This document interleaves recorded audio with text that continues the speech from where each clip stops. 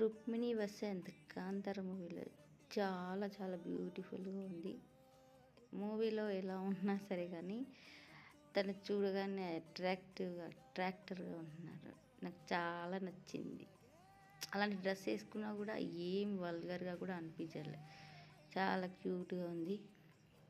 My favourite Rukmini Vasant చాలా బ్యూటిఫుల్గా ఉంది. She's looking like an angel. Superb. I like her very so much. Rukmini Vasant. She is my favorite heroine for all time.